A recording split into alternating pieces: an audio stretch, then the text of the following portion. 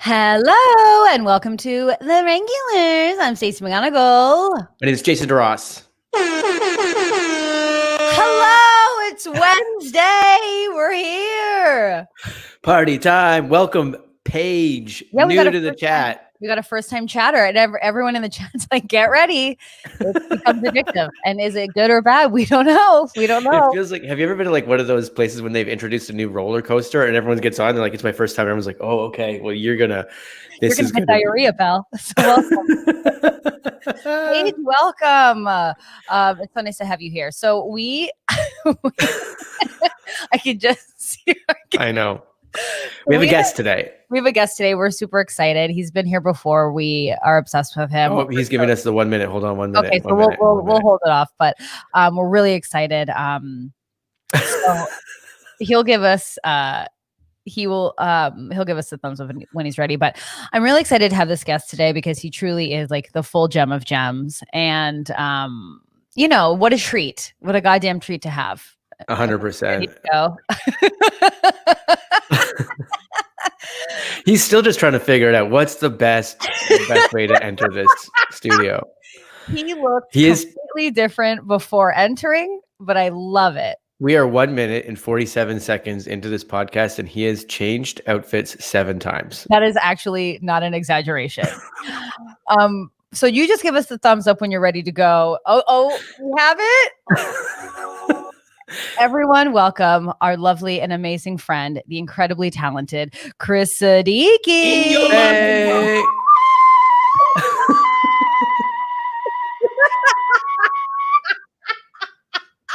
Shalom. Salam alaikum. Oh my God. Hello, friends. Man, look, I'm just outside chilling at the beach, baby. Oh, guys. This is great. Everyone's wearing a mask. Don't worry. Doesn't look like those people in the back behind you are wearing masks. Back there. Yeah, no, they just took them off because we're all going swimming too, right? We're all going swimming. The salt water kills the virus. Salt water kills the virus. We're getting it in there. We're sloshing it around, you know? How you guys doing? You got beach weather where you are? I can't hear you. What? I'll be back in a bit, guys. Sorry, guys. Oh my God. You got one lady staring directly at you right behind your head. Oh, She's just waiting for you to come back. Is that Brenda? Her, yeah. Yeah, looks like she's at a business meeting. Yeah, that's Veronica. She's an influencer, so she's got a Veron. It's a thing we have. She's trying to get it to trend, you know. So yeah, I get it. Get it. What instrument is that? That's not a recorder. Is that a recorder? This is an alto flute. Okay. Beautiful. It's just stuff you find on the beach. You know what I mean? This place is great.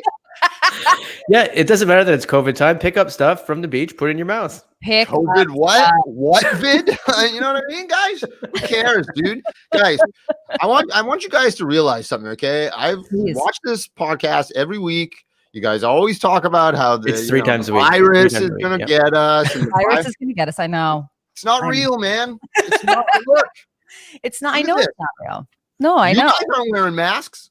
No, that's true. Mine's hanging, but yeah, I don't need it. You know, if Trump, who's 70 years old, over 70, overweight, can walk up the stairs, no problem. Oh. There's no need. It's not even a hoax. It's just not real. Like, let's get politics right out of it. It just doesn't exist. It doesn't exist. I also want to say we have a lovely friend in the chat, and that is Alistair Forbes. He says Siddiq's with the sick pandemic beard. And he believes that this is Jason's best pandemic beard. Wow, as much as I can grow. Fine. This is coming from Alistair Forbes, who actually tries to grow a beard. Oh, yeah. You know what? I got to give it to Aldo. That guy can grow a beard. I feel like these are just pubes that grew out of my neck. Well, that's what they are. We just don't call them that. But I mean, it is puberty hair. You don't get a beard until you've hit puberty. I think it goes without saying that you probably have the best hair that of all the people we know. I don't know. You know what? With that beard and that hair. Norm Souza has some really great hair. That's true. Norm Souza has some really great hair. True. Speaking of Norm Souza, did you see his Fox News Sunday sketch that came out on the football one? All the breakable tables, really funny. Yeah, I did, but I was kind of disappointed in Norm. He didn't get more political with it. You know what I mean? No, didn't bring the COVID into it. Yeah, you know, like here's your chance, Norm. You got a stage now, Norm. Say something, man. Help our cause out. You know what I mean? Totally. Jan Jan did do 7 changes. Oh, sorry, Sace. No, I was just saying Jan says this is making her day big time. So you know what I mean? I think the vibe is correct, you guys. You did do 7 costume changes for real just before you were popping on, which Yeah, I I was was disappointed trying to only figure because you came on today with like, I was going to wait till the pod to ask you about it, but you had like a Nozzle-matic and Tribe cartoon, like a comic book shirt. Oh yeah. Which I was like, what is this? What is this? This is more for house parties when I go to house parties. Oh, right, because COVID's all about house parties. Yeah. But That's this a is great shirt. This What's on is the bottom? I mean, Outcast? green screen's really doing its thing right here. But this is Amazing. it's like old 90s hip hop mixed with comic book covers. Yeah, you're bringing the Nigel. Someone asked if it was Nigel Downer coming on. I was like, well, this is the Nigel Downer vibe right there. That would he would have that. Hey shirt in a man, heartbeat. I'm Brown Nigel Downer. That's what Second City hired me as. You guys remember that? When I was credited as Brown Nigel Downer, remember that? No. No. Oh, What? Is that real? It's up for sale now. So, like, do the 3 of us want to go buy a Second City together? Do you want to go do that? Yeah, man. We'll go in. Yeah, let's just go in. Let's just go in on it. I'll totally go in on it, man. Can't be that much. No. Jan's coming in with a Nigel Browner, and I won't. Wow. Yeah. The neck, but it's a low neck. Yeah. The David Letterman in a tank top. Ooh. Now, before we went live. Oh, yeah, that's a good one. The suspenders on a tank top. That's an improv. Yeah, that's an improv thing. That's an improv mayor. That's how I did my mayor. Oh, yeah. Oh, yeah. You did a lot, actually. That's proclamation. Yeah. I was never good at mime ever. I can't mime at all. And so I just have never done it. I just don't enjoy it. You're driving like this and you're drinking like this. And yeah. Yeah. I remember chopping vegetables. Oh, yeah. With your hands. Yeah. I think Jan might be the best mimer because she always like walks into a scene and then turns it into an office by opening the cupboard and just grabbing a glass and then pouring the water, listening. It's the best. Oh, yeah. That's my go-to. I stole all my fake office stuff from Jan too. That's an easy go-to. You start just pouring. I always imagine cupboards. Okay, you take your mug, you grab your coffee thing, you pour it in, and you put it, and then you stir. The stirring is one thing. The stirring. So many people drink coffee when they're in they're like, that's the go-to. If you're in an office, it's like go to the coffee. If you're at home, go to the coffee. Yeah. Although I do remember being on stage a few times and seeing my hand stuck in this motion, and I thought this might be rock bottom for me. That's when you go like this. Ooh. Yeah.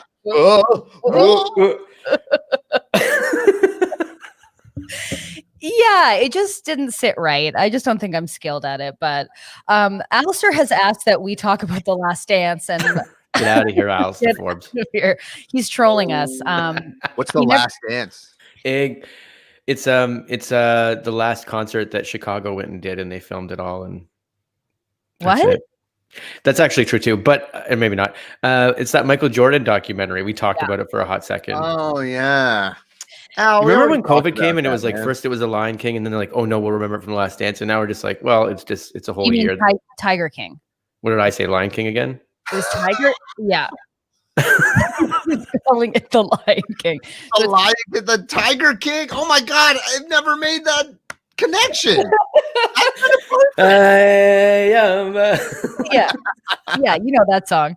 It's when the Tiger King lifted up his husband and was like, hey, yeah. Be like, come on, back to work. Let's beat these animals. Or when that, like, one of the workers like lost their their arm, and then they were like, I had to get back to work, and it's right, like the media will eat me up. No, you got eaten up. You got eaten up by a tiger. Yeah, don't want to get eaten up twice. Who cares about the media, man? You literally got eaten up. How are you doing? We're just checking in with everyone because it's over 6 months now. Isn't that wild? Yeah, man. Almost a year. Oh. You say, I mean, although I'm outside, I'm enjoying, physical contact, emotional contact, as much human, presence as I can get. Oh man, I'm not doing well, man. I'm not doing well. Things are not. Well, I mean, you might be sick. You're out at that beach. I will tell you, seeing people not following the rules, I am a bit jealous of their confidence because they are hugging and holding and laughing and joking, and I'm just like, fucking nerds. Sucks. You young fucks. Oh, Tom. Okay, I'm safe at home. This is my this is my solo place. I mean, everybody's out on the beach. I got a beachfront property. It looks like you're like the lifeguard of the piano room. Is what's happening. Yeah, that's my my old baby grand back there. I'll tell you this: if I was at your house and there was a piano, I feel like that would be the best time. I feel like you'd tinkle those keys and really bring the party. Oh, I wish I could play piano. You can't?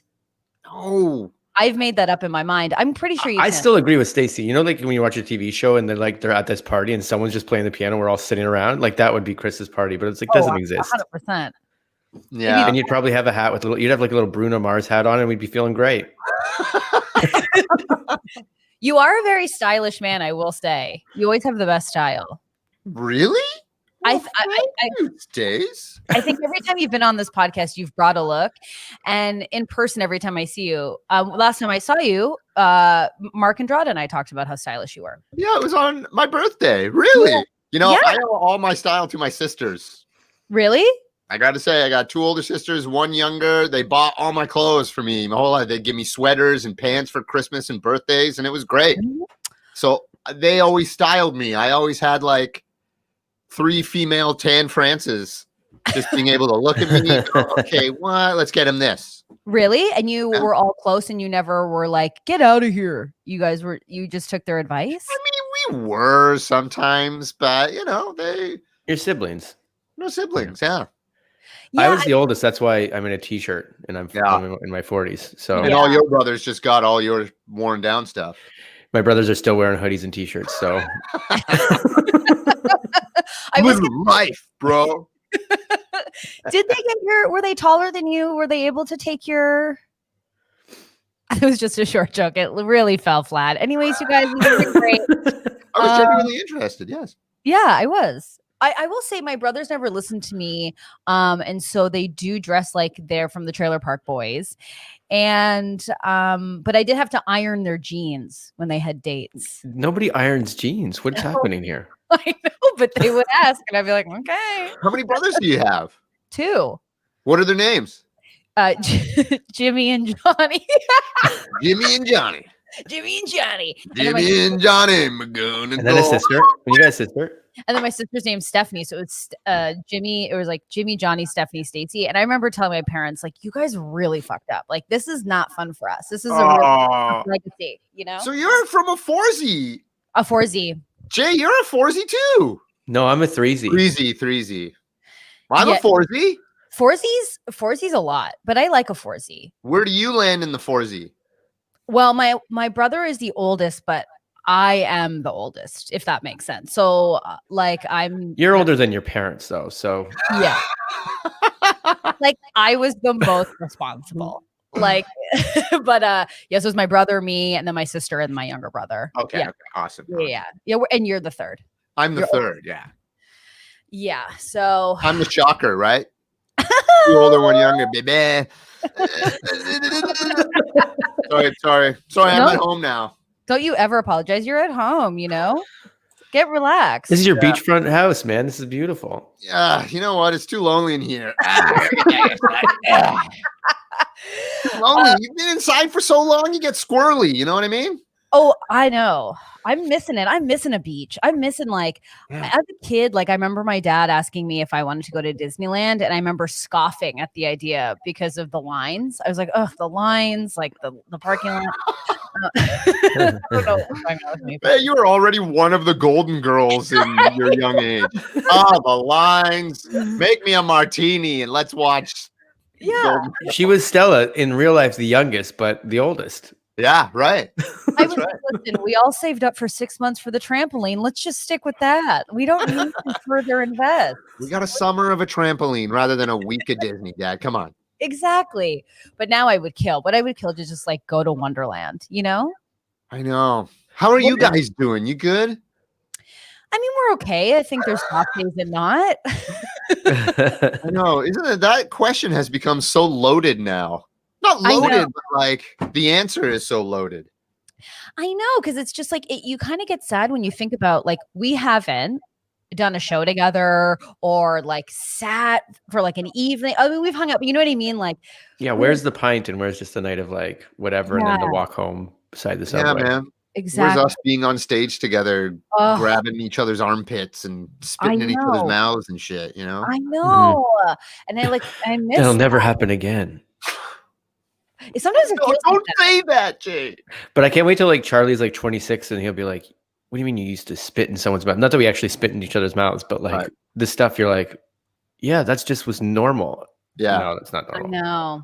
Yeah, I know, right? When Charlie and Sebastian are older and elbow touches are the new handshakes, we're going to be like, remember when we used to touch each other's palms together?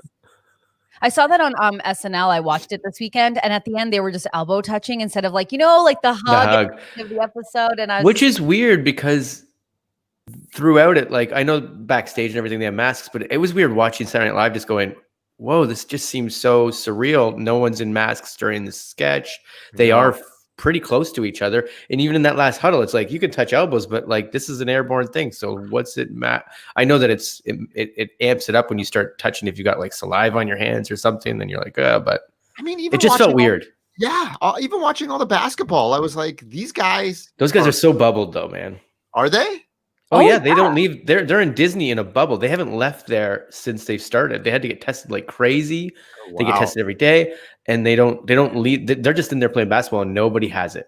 But you know what I mean? It's just the optics of like seeing sweaty dudes being around each other, touching. It's like totally. It's less sexy now and more just anxiety. Well, watch football because then you're like, those guys just flew on a plane to get there, and you're like, what's happening?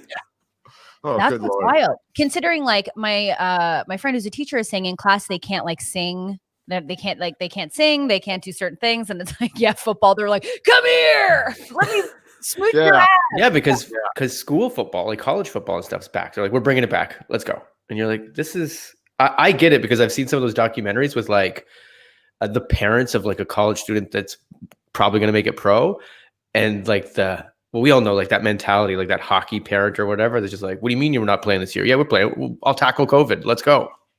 You know what's crazy though? Someone told me about, I think it was Nigel, who told me about the idea that like, you know, in the States, college football or high school football is such a huge thing. High school football's huge. Huge. But the States really only has like every other place other than New York, LA, Chicago, Philadelphia, like other than the big cities, which there are only a few, states are filled with tiny things. So, you know, if you're from Tennessee, you're in a high school from Tennessee, that's your life.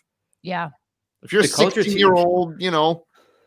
My brother lives in a little suburb of Seattle, and he's like, I'll just show you the football like stadium or whatever. And I'm like, this is a effing stadium. Like this is they're big. And they're like, no, this is a high school. I was like, this is crazy. It's crazy. This budget would have been my entire high school's budget would have been put into this building this stadium. But and I did watch it. I did watch one of these documentaries called, I think it was QB1. And it's just about this little town and their football team, a JUCO team. And they did invest so much money into the field that they would talk to like the people of the city, and they're like, this is crazy. Like we're starving and they're putting $90,000 into a friggin' football field. This is insane. And I'm blowing up the number, but you know. But that's the States. I lived across the street from a Catholic school and Dave Navarro played at the okay? Wasn't it Mark McGrath? Mark McGrath the first year, the second year, Dave Navarro. Oh man, Inkmaster. What's going to happen to Inkmaster? How are you going to get tattoos? I don't know. Mesh shirt. That's a good one too. Oh yeah. David Keckner gave me a beer. Dave Navarro was in a mesh shirt, 2 nipple rings. It was sick. He was like, That's I love the this States, man. Yeah. Who did we get? I remember getting like I think our only celebrity was like from Our Lady Peace, the drummer came from my got high the school. night Not even Rain Oh, Maynard. Canada. That's who we got.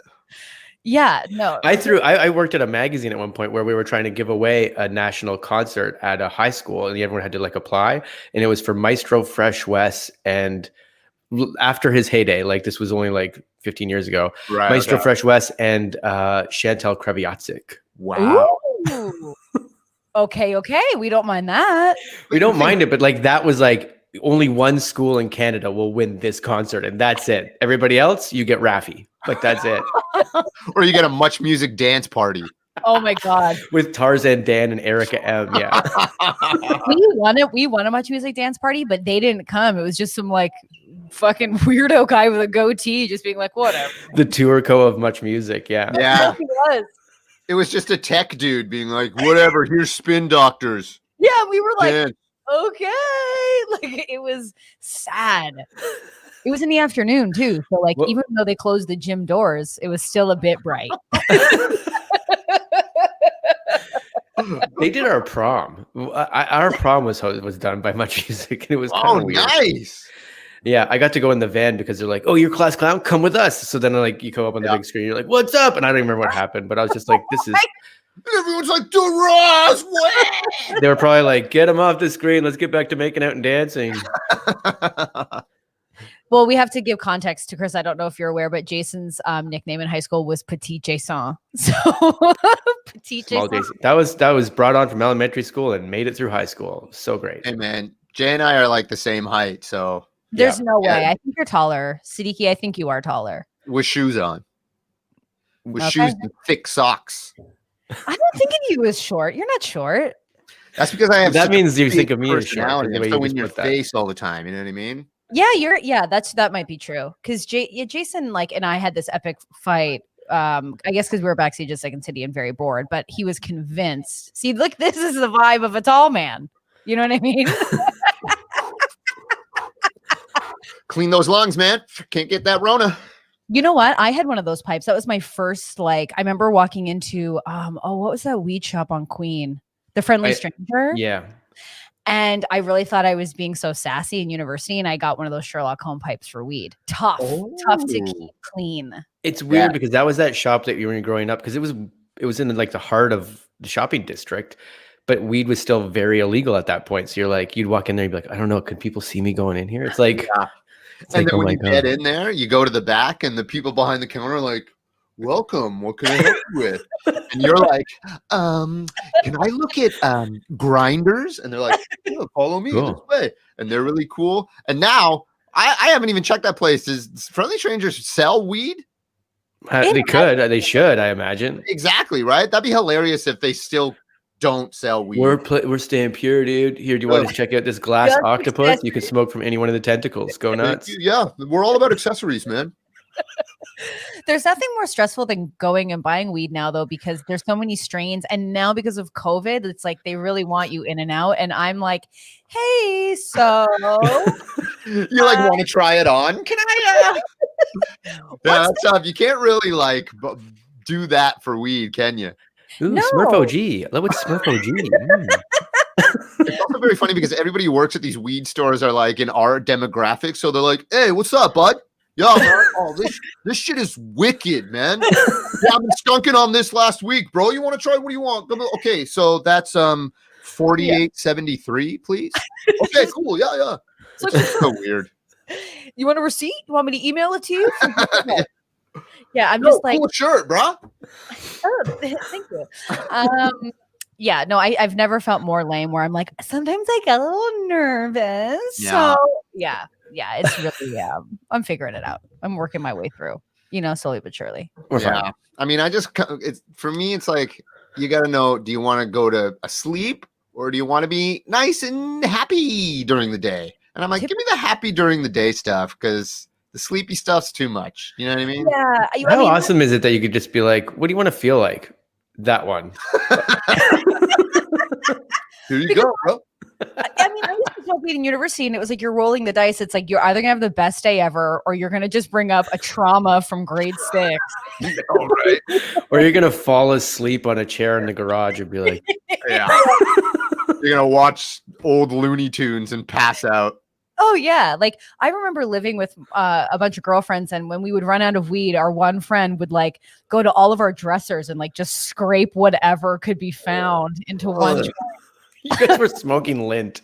No, but like the resin and whatever, and that stuff would always. I mean, we'd be different after that. Dude, You know? you're just scraping up the oils and it just like straight THC, and you're like, great, let's all smoke this.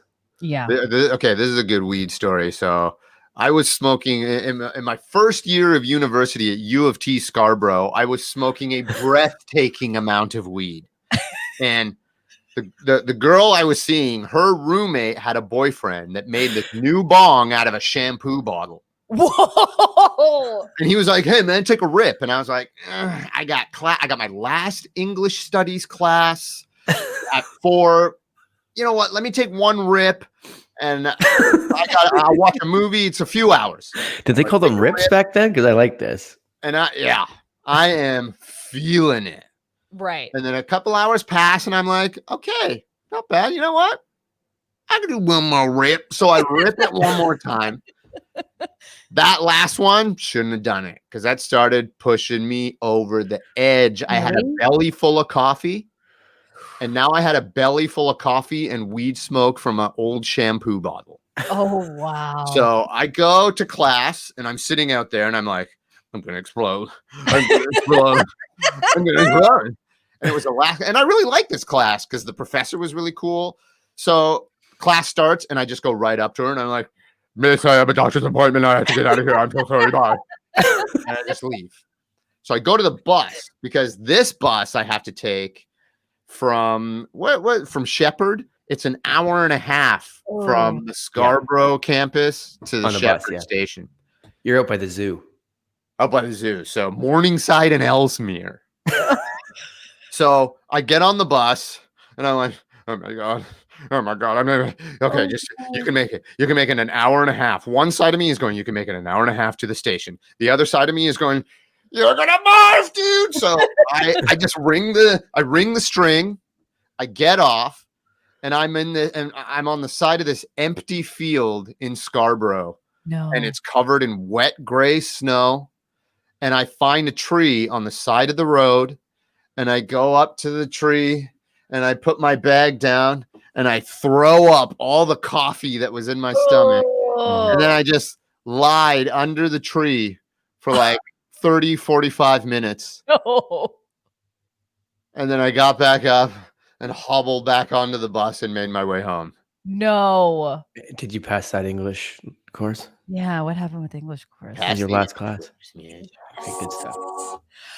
That is tough, especially like when you're about to barf and you think about what's in there that's got to come out, and you have to think of it inside of a shampoo. Plus, you said you had 2 pulls. Like, it must have been the shampoo bottle. Like, it's for sure the shampoo bottle. Had to have been. You're not alone. Barbara says we've all been there. You know what's funny? It does always happen near the end of school, especially in Canada, because like the snow's gone, everyone's out, and they're like, summer's coming. Oh, yeah. And then you have like those last days, and then one of these stories is bound to happen. Yeah, and that's bongs, man. Bongs made from shampoo bottles. Oh yeah. I mean, they'll get you. My dad, when I had my first big breakup, I came home and he, my brothers had busted his glass bong. So yeah, he was upset. And he took me to the garage and had fashioned a Pepsi bottle one. And he was like, "This is all we got." But then he rolled a beautiful joint. But we did take some rips off the old Pepsi bottle. And oof. Wait, you and your dad did? Yeah. So I never really knew my dad smoked weed, but now looking back, he legit was always high. Like you can, but he's putting you to smoke weed out of a Pepsi bottle.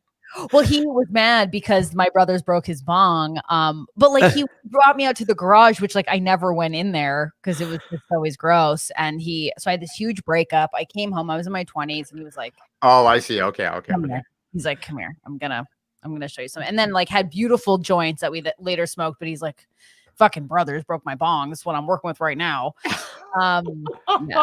But when you say now that you look back, is it like now you look back and you're like, oh yeah, he would sit and watch Boy Meets World with me and just giggle and eat a bag of Doritos. I should have figured it out. Well, now that the pandemic has hit, I'll call him and he's like, oh, I'm eating loaded rogues, like loaded pierogies, nachos. Like it's just always like pub fare. But like, no, he would like pick us up on Fridays and have clean the house and was like, just get out of here. Like he just would get high, clean, get us to go to our friends and just listen to music.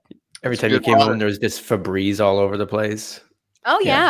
No, I loved it. He was like, just don't get in trouble. Just like get the hell out of here. I did it for you. Isn't that nice? Man. I gotta hang out with your dad. What's your dad's name? John McGonagall got a big old beard. John, Jimmy, and James. John, Jimmy, James, Stacey, and who's the last one? Wait, so is Johnny Jr.? Yeah. Great. Yeah, my brother's name is James, but we always called him Jimmy. And I remember one day we were like at Swiss Chalet as a family, which was, that was shishi wee wee. And he was like, so I've decided to like move forward with being known as James. And we all laughed and we were like, are you fucking kidding me? You're a Jimmy. Oh man. And you get a job, then maybe we'll call you James. But maybe it's a chicken and egg scenario. Maybe if you guys started calling him James, all of a sudden it would have changed his life and he would have put on a suit and been an accountant. That's true.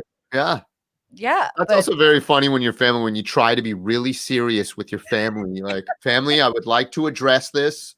This is meaningful to me. And your family is like, shut up. It's so true. The second you get like so authentic with your family, it's just never the time nor the space. No.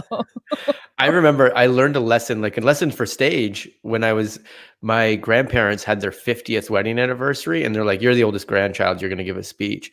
And I gave a pretty short speech and it was okay. But then I was like, well, no one's like crying or whatever. So like you try to fakely dig into like, and you mean so much. And you're like, it just came off as melodramatic bullcrap. And you're like, oh yeah, just don't sell what's not there. Like just don't.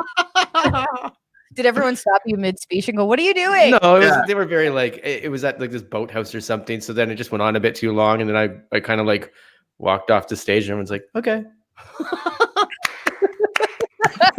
Everyone's like, is Jason going through something? Wow, I think he wants to like marry his grandparents. Yeah. Even grandma and grandpa don't care that much. Yeah, they're like not. They're like the cake's here. The cake, let's just eat the cake. We don't. Grandpa's asleep.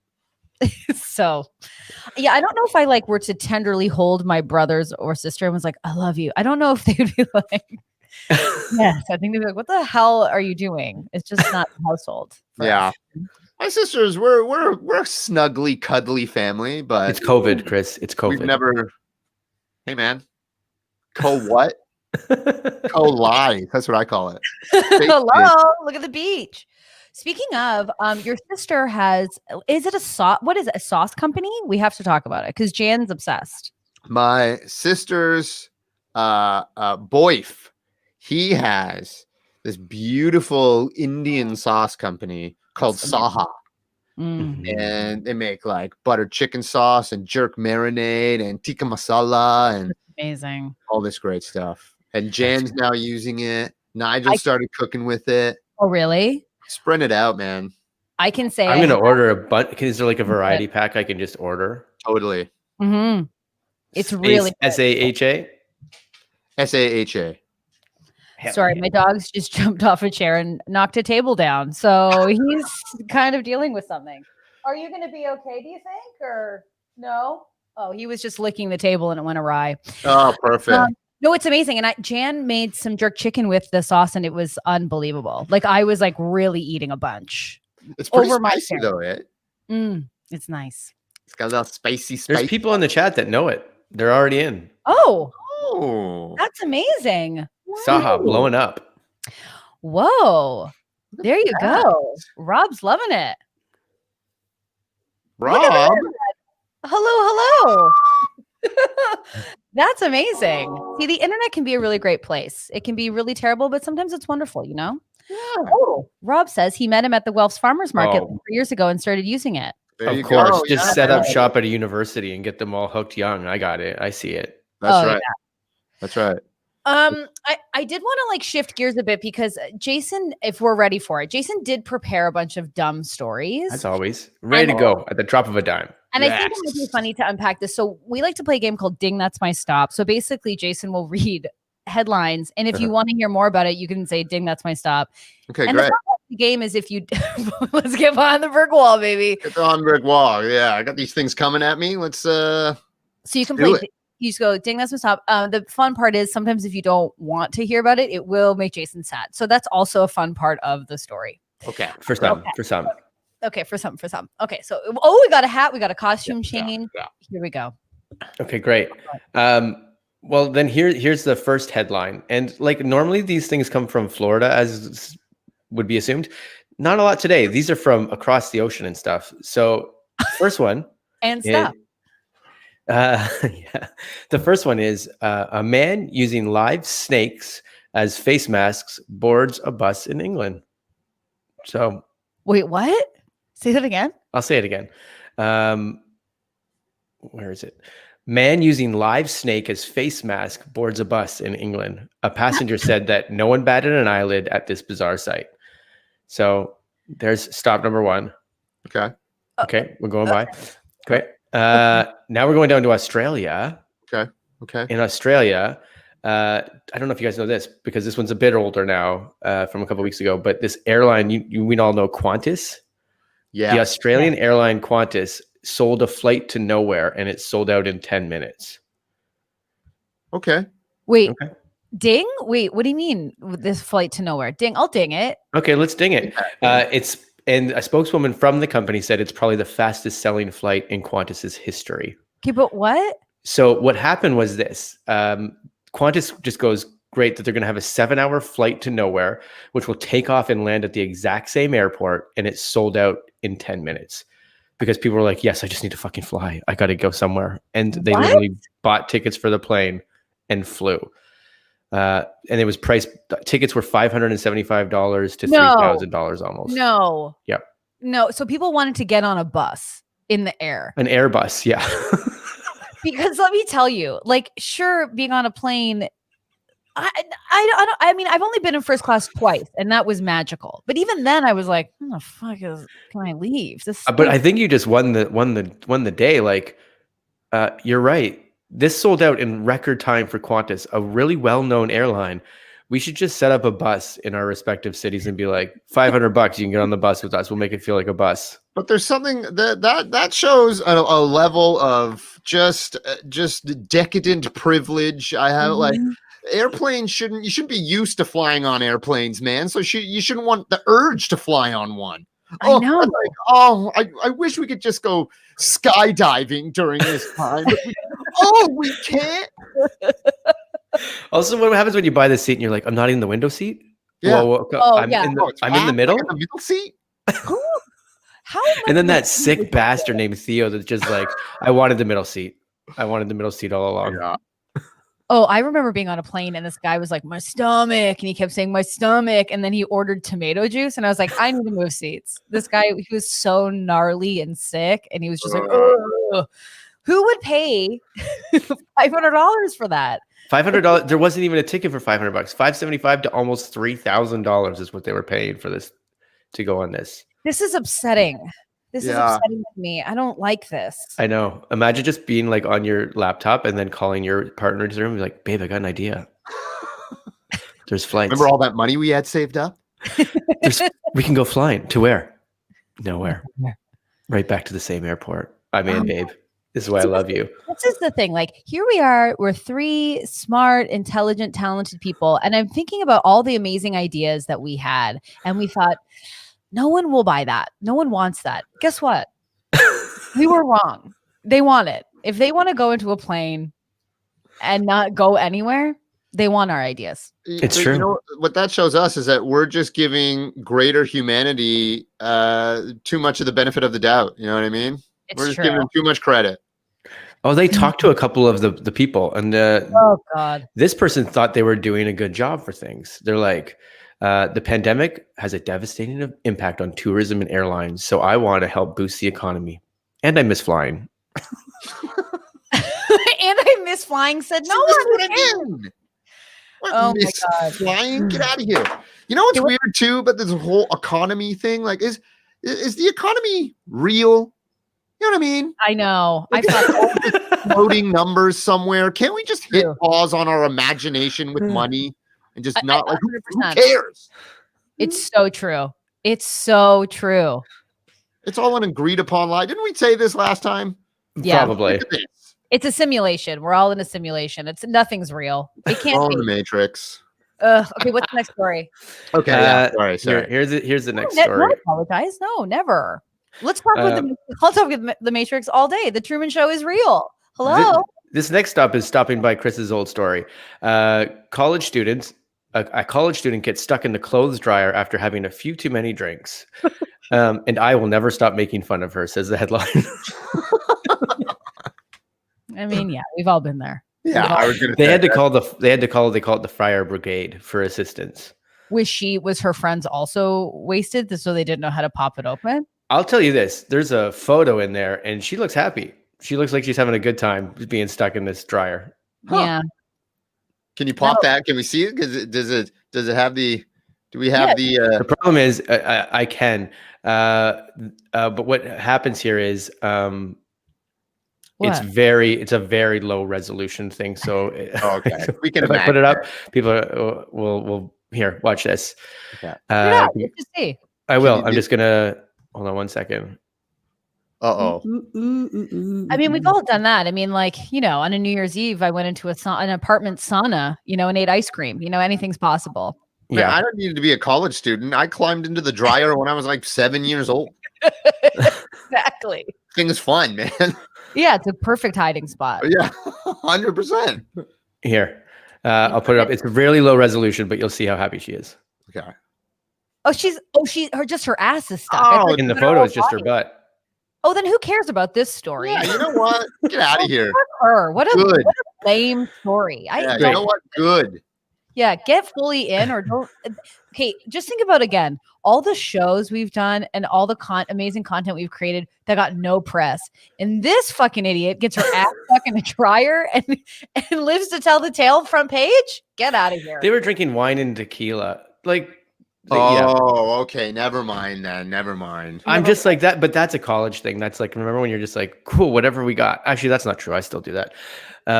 Next story. Me and my brothers used to do this though. Kris, did you used to do this? Get in the dryer and then you just hold the white button it thinks the door's locked and then you turn it on and you flip around in the dryer? I never did that because my sisters were like, no. Your sisters were too smart. In the dryer. So I was the older brother, so I was the older brother, so I led my brothers astray. Yeah, you were like, you guys follow me. Get in the dryer. Everyone in, quickly. And we were young. We didn't know what the final result would be, but we found out. Well, that's when you tried it out. Was it fun? Yeah, it was great. Right. You literally spin up around and like, yeah, it's crazy. Anyways, the next one is I'm gonna skip this one because we'll find the funner one. Wow. Okay. Oh, great. Sorry, 1 second. Oh, wow. Well, it starts playing ads every once in a while. So in my headphones right now, it's blaring this Reuters stuff. Reuters. There you go. We got it. So the next one is I didn't know do you know this, that there's secret gyms now and they're calling it basically a prohibition of gyms. So like they're acting it's like prohibition and they're having hidden gyms. Oh my God. What? Yeah. Okay, great. Next one. That's not our stop. No, it's not our stop. Yeah. There's some. Where's the great ones? There's some fun ones. Just list them. I'm doing it. Okay. Here's one. Model customers keep Tokyo diners at a social distance. Mm-hmm. Say that again. What? Model customers keep Tokyo diners at a social distance. I don't get it. Yeah, I know it's the headline. So let's stop here and figure it out. Okay, great. Sure. Great. Tokyo restaurants are using lifelike mannequins to keep diners at a social distance. So basically, it's like they're having people sit at tables in between, so it feels like it's full. I mean, this is happening. There's a bunch of clips if you look online, which I highly recommend you all take the time to do, of soap operas using mannequins for sex scenes. It's amazing. For sex scenes. Yeah, it's so like when they're touching their like waists and stuff, it's so good. Well, I had a friend go back to start shooting, and they said like in the big Oh, group yeah, in the scenes, hand. in the big group scenes, they were like hiding things with mannequins. Like a lot of the people, every second person was a mannequin. And then I watched the movie that person filmed. They put it out really quickly, and you cannot tell. Oh my God. I hope they do that. I hope like the new Jurassic Park is filled with mannequins. And the new Batman is filled with mannequins. That'd be great.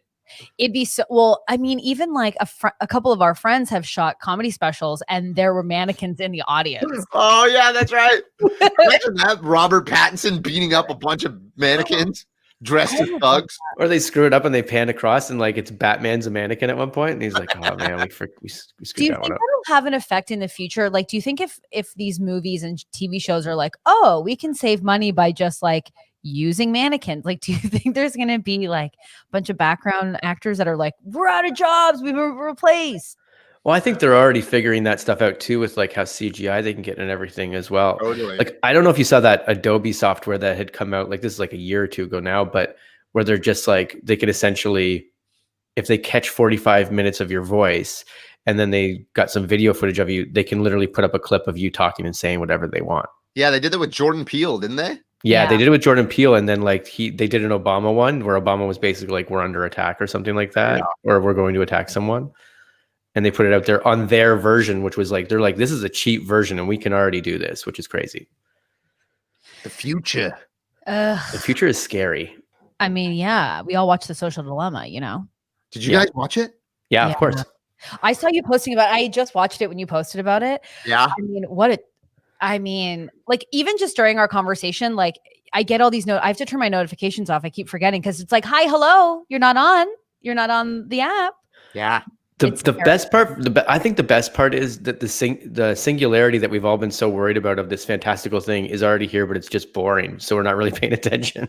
Yeah, I know. It's like it's not sensational, so we're not going to fight it or know what it is. Yeah, it's already kind of been ingrained in daily life, so we're all just kind of used to it anyway. Basically, the Terminator's here, but he's just boring and he's just tweeting at you. Like, that's it. And he doesn't care about killing you. He just cares about selling you useless crap that you don't need. And and making you spend your time. So you're just a brainless drone at this point. I will say, like, the doc was amazing in that I would dare to say it was the best reenactment I've ever seen. Like, I was like, we don't need these reenactments, but the actors were so good.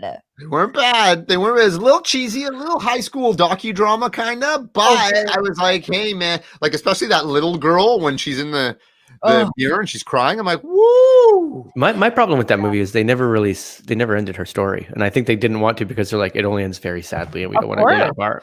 I think that was the end. We now have seen her psychological damage that now she's They don't show the next part of that scene, and you're just like, oh, this is terrible. I was thinking about it too. Remember when Facebook first came out, and we were like, oh my god, you got to get on Facebook. Get on Facebook where you can poke each other and tag each other. Oh my god, I haven't seen this guy since grade 4. I know, I gotta get Peter John. Oh my god, there's Peter John from grade 4. Peter John's in Denmark now. Oh wow! I'm never gonna reach out to him or like anything that he posts, but there he is. And now we have to tell each other, you know what? You have to get off Facebook. Get off of fuck Peter John. Who gives a shit about Peter John? Get the hell off Facebook. It's true. It's kind of, well, you left Facebook and you're feeling amazing. And I'm only using it for like our Regulars podcast stuff, but like I'm not interacting, and it is life-changing. I took it off my phone a couple of years ago, but like I still have it. So then you just, you find yourself going into your, like on the internet and being like typing in Facebook and having to go in every time, and it's ridiculous. But it's just, I mean, especially now, like, when we do bump into people, like you feel like you know their life because you're following their thing or whatever, but it's not real. It's not real. I also get like, how they say you get, they limit the number of people that throw up on your timeline. Like they push certain people at you. Yeah, right. I really push the weirdest people on my timeline where I'm like, I don't see what my good friends are doing. I see what like this one person I met once at an improv festival, and I'm like, we don't know each other. We just Facebook friended because we were at a bar and we were talking. It goes, you on Facebook? Yeah, I'm on Facebook. It's 2008. Okay, yeah, me too. Hey, let's hook up on Facebook, man. Come on. You don't need it, guys. You don't need it. It's not a tool. No. Snake King is saying, I use it for creative ideas. Snake King, those are called pens and paper, man. You don't need Facebook, dude. You don't need it. Facebook's not a tool. It's not a hammer that has made our lives easier. No, it's just a bit of a fungus that's growing off of us that you don't need. It is true. Like, you know, how Twitter, that's great. Twitter's great. Twitter's great. I love Facebook. Not Twitter. But I will say this, like, so I'm more of like a watcher on Twitter. Like, I'm not like tweeting every day or whatever. And there are amazing people that I follow, you know, but like last week when the election or when the debate happened, it felt like we were like unified in some odd way on Twitter. Like, I don't know. But then I was like, is this a problem that I'm like refreshing to see like my friends' jokes or comments or whatever while watching this debate? But it is an interesting thing. I guess it depends on how you use it. But sometimes like tonight I don't know if you guys are going to watch the VP debates. Are you? Oh yeah. I got to watch that, man. Yeah. Like, I'm just like, but I'm like, I'm such a like dumb woman. I'm like, I'm gonna have my dinner. I'm gonna have my little Twitter on. I'm gonna watch. Oh, dude, not at all. I'm doing the same thing. I'm gonna make my dinner. I'm gonna roll a couple dibs. Yeah, but I feel like that's when it's a good thing. It's like you're just partying with people, like, dude. Especially tonight is gonna be watching like Bruce Lee versus one of the three ninjas. This is like watching a UFC fight where it's completely outmatched. This is like watching an adult beat up a child. Yeah. I can't wait. It's gonna be. There was a sketch back in like 1975 that was Paul Simon playing against an NBA player, and they set it up like you thought, oh, we're gonna watch this little Paul Simon musician beat him, but then the basketball player, I think it was Willis Reed, maybe not, but just destroy Paul Simon, and that's essentially what it is. Blocked. I'm so excited because this is less the other one. This is two other people who Mike Pence is just this weirdo. He's just such a weirdo, man. I'm trying to think of a weird joke to describe him, but I can't because he's just so weird. He's Bobby from King of the Hill grown up. No, that is insulting to Bobby from King of the Hill. Bobby was actually one of the most welcoming. Bobby was great. It's just that if you look at the face, you're like, that's his face, though. No, that Kris is his right. face. He was such a progressive character. But you know who also was? You remember in that Hanna-Barbera, what is it? What's the Johnny Quest? Yeah. There was an adventurer guy who looks exactly like Mike Pence. But I guess that adventurer guy, if he just felt Jesus and got his balls cut off or something, like, yeah, he calls his wife mother. I can't. It's all freaking nasty. He's a wiener. I can't. He's a wiener. I can't at all. But watching Kamala Harris, and like Biden's afraid of her for sure. Yeah, I kind of wish she just punches Mike Pence. You know what I mean? I would give her that. Just one. Right. Just punch. Well, apparently they're going to have a glass or a plastic divide or whatever. They've posted a picture of what it looks like. It's not much, but it's there. She's getting like the Republican Party is attacking like the liberals for like how lame that is. It's like Pence probably has COVID. Are you freaking kidding me? But you saw the guy, I don't remember his name, which is terrible because he did such a great job against Lindsey Graham in the debate. Did you see that one? Yes. And he brought his own plexiglass and like basically set up a telephone booth around himself. And he was like, okay, let's go. Oh, beautiful. And then Lindsey Graham said something. He's like, okay, you're crazy. And he just destroyed him. It was really funny watching Lindsey Graham too, because Lindsey Graham was doing this. I'm following everything they told me to do. I'm doing everything right. I thought that I was. And you can tell that that's just something of a man who's thinking. He's going, no. What do I say next? How do I? Oh my God, what am I doing? He's just rocking back and forth. Ugh. They're all such.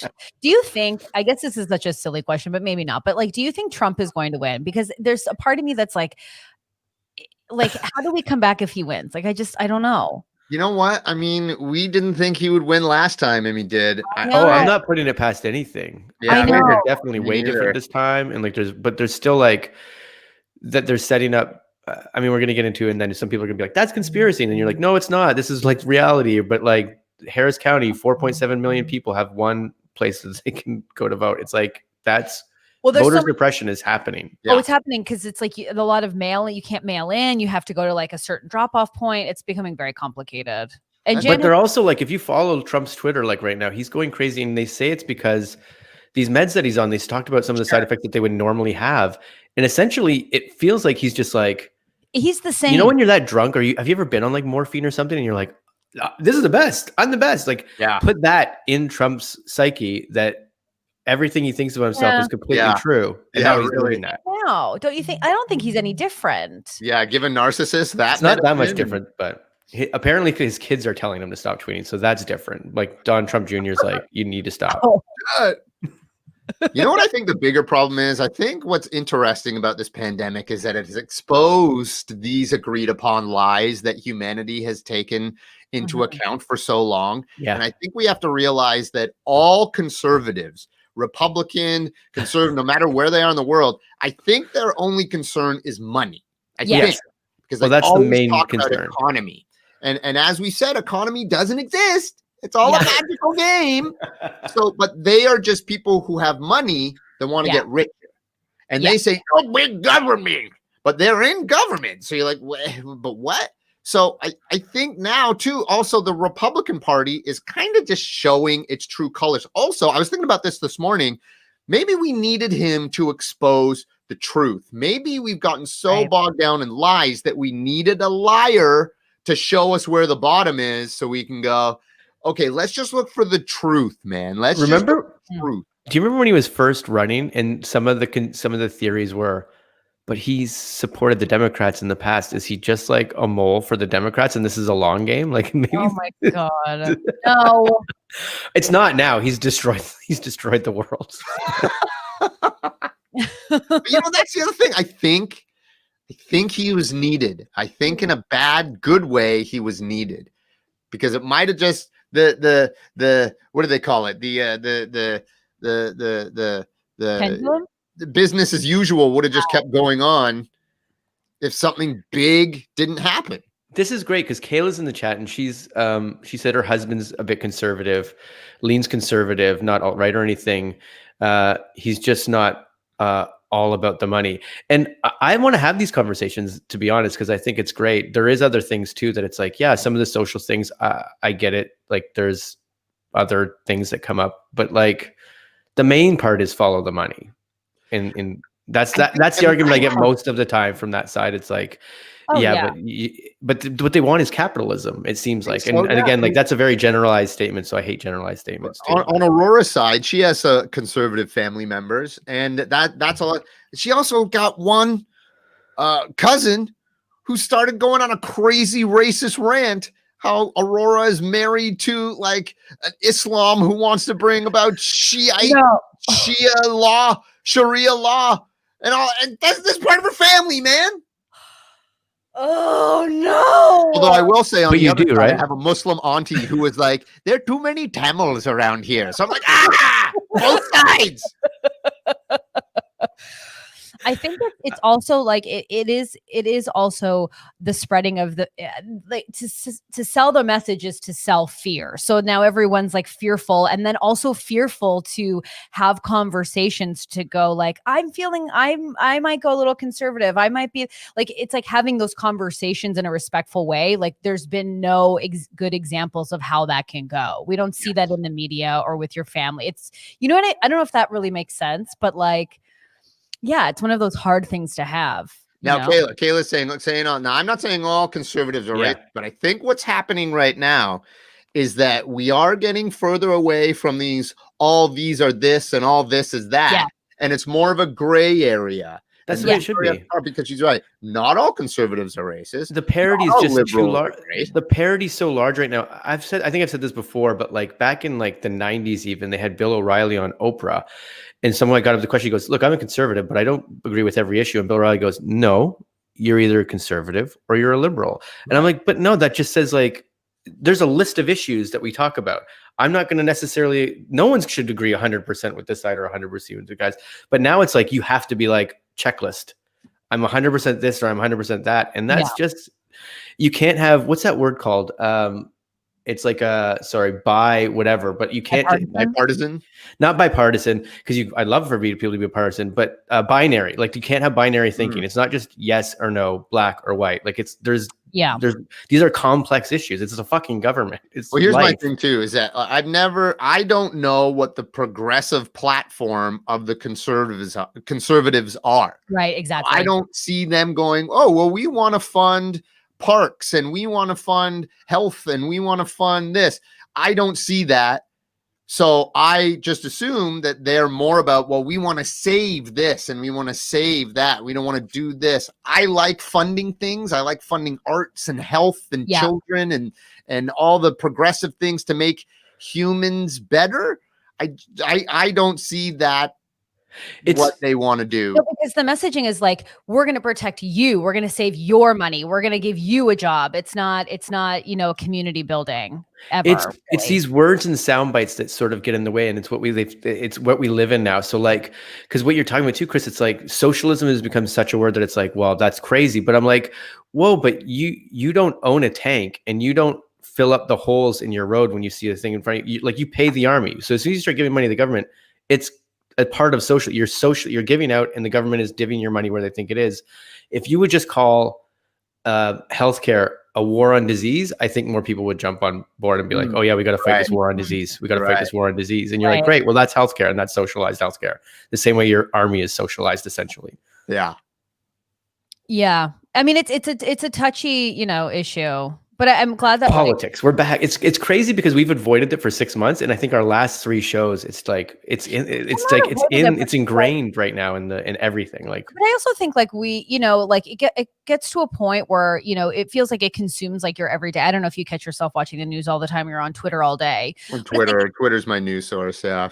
But being able to log off or not talk about it, it's certainly like a privileged position, especially as like a white woman, white man. So it's like we gotta start having these conversations. We gotta start pushing them and talking to people about it. It's like you gotta just walk that walk. 100%. And if anything, I think these times will now make people who weren't too interested in politics to begin with now go, oh, you know what? Actually, all this stuff does kind of affect my life. So maybe I really should start 1,000%. I was going to just say that, Kris. I think this, and maybe this will make me come off of whatever, and people go, no. But this administration, above all, you can see the changes in your daily life, and you're like, oh, my literal, I can watch the effects, the tangible effects around me, and then you're like, well, shit, I gotta. Because even as like a 20-year-old or like in maybe my 30s, I was like, sure, I'll vote. Of course, it's a right. My grandfather fought for it. But like, I was like, it's not going to change anything. But now you're like, because this person's going to get in, this person's going to get in. There's going to be tight differences on how they run the economy, where the money will be dealt out in education. But like, it won't make a huge difference. But now you're like, it's an ocean of difference. Yeah, man. It's crazy. It took a pandemic to bring all this stuff to the surface. Yeah. And it allowed people to sit back and think about a lot of things, and like they weren't bogged down in their daily lives, and then they could go out and start revolutions and everything else. And it's been great. Yeah. And it's like, I know that it can be uncomfortable. I mean, like, certainly like, I definitely was not brought up in a household where like we watched the news, but there weren't like political conversations. We weren't like taught about like the importance of voting or being educated on matters or knowing where policy is going or where our tax dollars are going. It was just like, you go to H&R Block and this is what you do, and then you get your return. So great. It is an uncomfortable realization sometimes, especially in a pandemic where you're by yourself and you can't be sitting with friends. You have to kind of recognize where your blind spots are and what that means, I mean, I tell you, I can't really relate, Stace, because I'm having a blast, baby. I love how close your house is to the beach. Oh, yeah. It's a beachfront property, man. Sky's looking a little gray, though. A little cloudy. What a lovely conversation. You're just so wonderful to have on, Kris. You're just so, well, guys, do you guys want to do my podcast tomorrow? I would love to. Are you starting? I gotta get it set up. I don't have really anything. So you really just hang out and record it. I would love to. Okay, I think great. I could have one. I think what's really amazing about just even having this conversation with you is I think you bring such like a human factor and such a a humanity to these conversations, and I think more people need to do that to make it more comfortable. And Stacey, why are you so sweet? I'm just born that way. Okay, why are you so salty? Oh. Have you seen that ad for Wheat Thins? No. Paul Scheer and June Diane Rayfield, one of them salty and one of them sweet, and I was like, oh man. Oh, I gotta watch that. I love those two. Yeah. I just read this amazing. It's an older article from Vanity Fair about June Diane just kind of like making her own way in the industry and the incredible things like the organization that she's built for like women and anyways, she's incredible. She had one of her friends that she came up with UCB in New York. They did a movie. Yeah, Casey Wilson, right? Yeah. Have you watched it? Mm-hmm. It's so funny. I felt like we didn't need any of the other Dumb and Dumber movies. Was like an updated Dumb and Dumber, and no way. It was great because they weren't like just dumb idiots. They were people who lived in the city. Who June played this really atrocious character, but got the real life handed to her. And who's the other comedian? What's her name? It is Casey Wilson, right? Casey Wilson, yeah. She was in Happy Endings. Yeah. She's hilarious. She did didn't she do one season on SNL too? Yeah.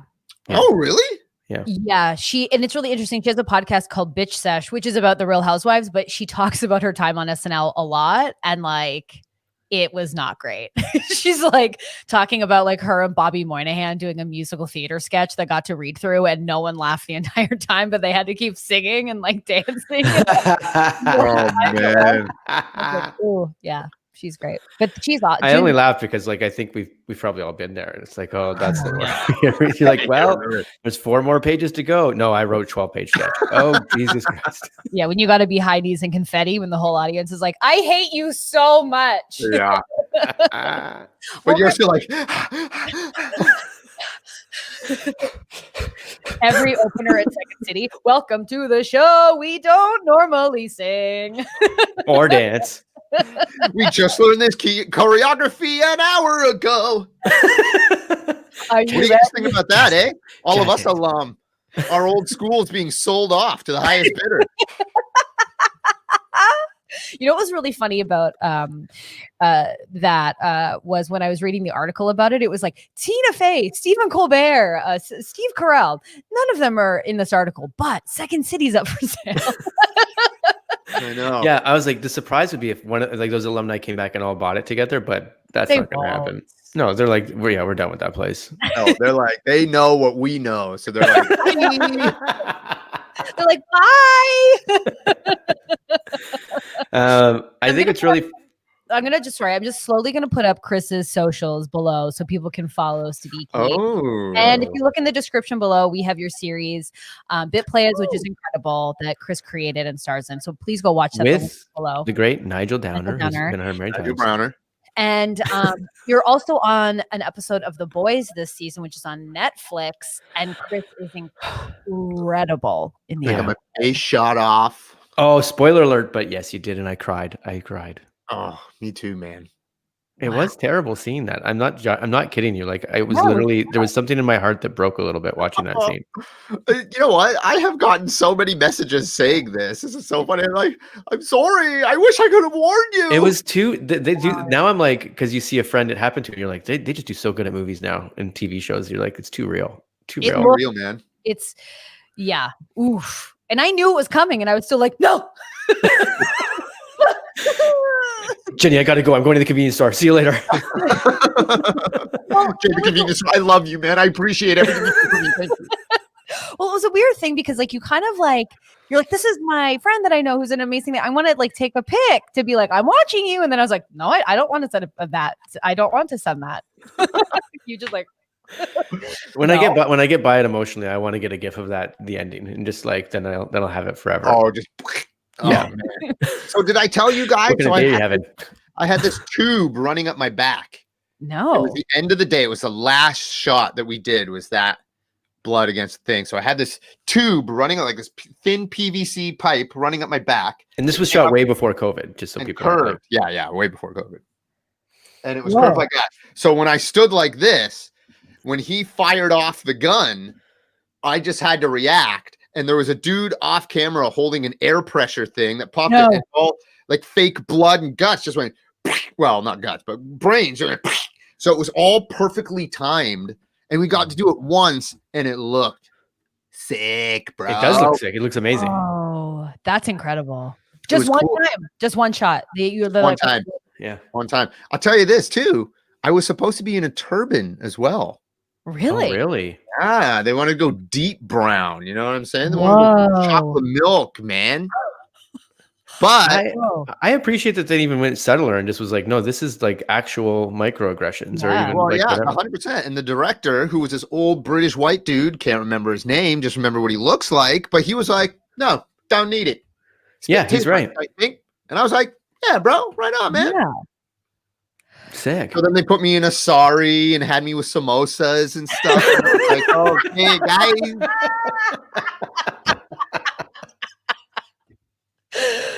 Yeah, I didn't notice that part, but yeah, now that you're saying it, Yeah, they cut around it. They cut Yeah, around they cut around it. You know how they do. Yeah, of course. Those Amazon series. I will say in the comments, people are watching Bit Players. Hey, thanks, lovely Odyssey. Also, Elizabeth's a big fan.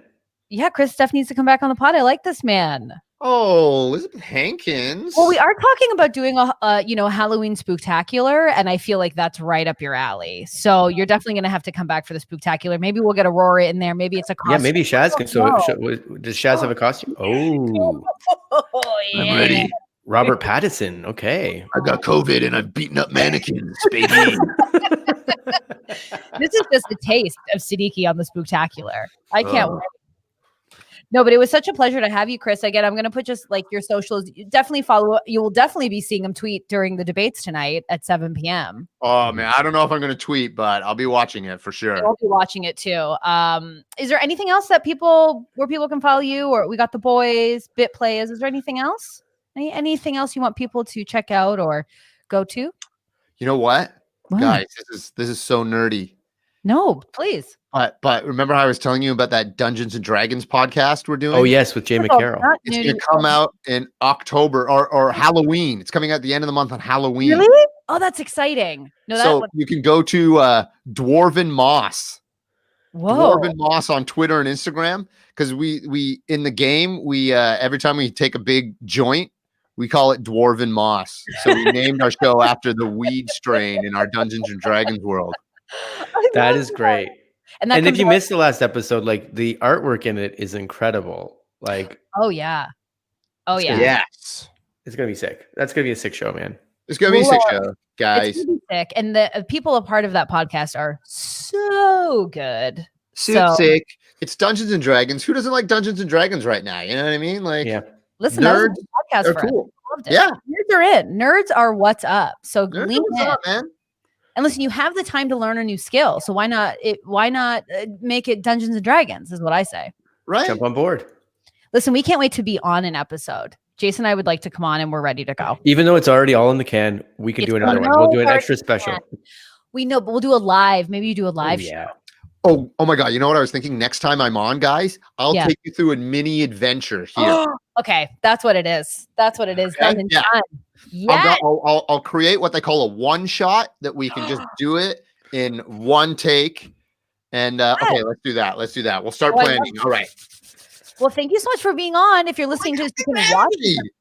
I think this is definitely a must watch. So if you're listening to this, youtube.com/the regulars, see where Kris went today. Many places. Oh, wow. We're back home. Beachfront home. Yep. Back home. Got to be comfy.